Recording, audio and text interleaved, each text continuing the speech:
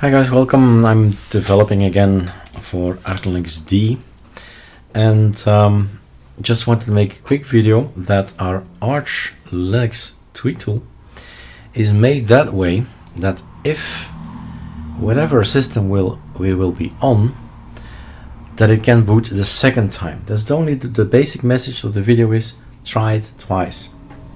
Here it says the SDDM files in your installation either did not exist or were corrupted. These files have now been restored. Please rerun the tweak tool if it did not load for you. So if we don't find things that we need, we're gonna put it there, right?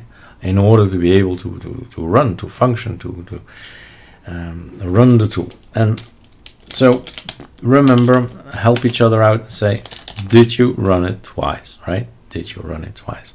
And that's that, and everything will work fine. This is the pure ArcoLinux D base installation that I'm working on now. All right, cheers.